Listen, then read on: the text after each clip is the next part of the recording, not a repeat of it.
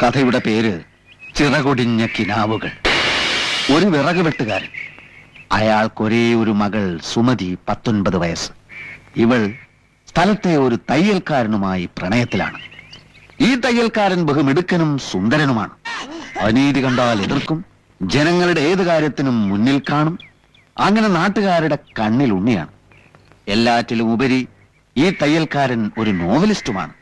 പക്ഷെ വിറക് വെട്ടുകാരന് തന്റെ മകളെ ഒരു വലിയ പണക്കാരനായ ഗൾഫുകാരനെ കൊണ്ട് കെട്ടിക്കാനാണ് താല്പര്യം. ഇക്കാര്യം സുമതി തയ്യൽക്കാരനെ അറിയിക്കുന്നു. തയ്യൽക്കാരൻ ഗൾഫിൽ പോകാൻ ശ്രമിക്കുന്നു. പക്ഷെ വിസ അത് കിട്ടുന്നില്ല. അങ്ങനെ നിവൃത്തിയില്ലാതെ തയ്യൽക്കാരൻ നോവൽ എഴുതാൻ തുടങ്ങുകയാണ്. അത്ഭുതമെന്ന് പറയട്ടെ, ഏറ്റവും നല്ല നോവലിനുള്ള സർക്കാർ അവാർഡ് അതിന് കിട്ടുകയാണ്. 10 ലക്ഷം രൂപ. അതേത് അവാർഡ്?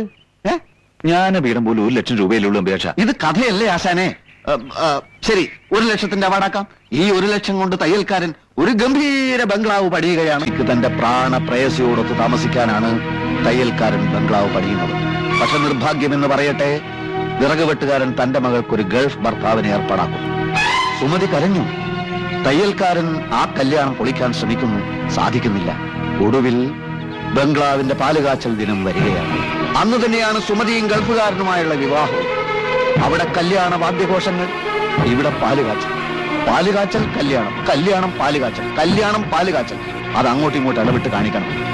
അവിടെ സുമതിയുടെ കഴുത്തിൽ താലി വീഴുന്ന സമയത്ത് ഇവിടെ കാച്ചിയ പാലിൽ വിഷം കലക്കി കുടിച്ച് തയ്യൽക്കാരൻ പിടയുകയാണ്. പക്ഷെ താലി കെട്ടുന്നില്ല. സുമതി ഓടി. തയ്യൽക്കാരൻ മരിച്ചില്ല, ആശുപത്രിയിലായി. ഡോക്ടർമാർ ഓപ്പറേഷൻ, ഓപ്പറേഷൻ, ഡോക്ടർമാർ, ഡോക്ടർമാർ, ഓപ്പറേഷൻ, ഓപ്പറേഷൻ, ഡോക്ടർമാർ. ഒടുവിൽ ആശുപത്രിയിൽ വെച്ച് അവരൊന്നിക്കുകയാണ്. കഴിഞ്ഞിട്ടില്ല. കുറെ കഴിയുമ്പോ എല്ലാരെയും പോലെ അവരും മരിക്കും, എന്നിട്ട് കുഴിച്ചിടും.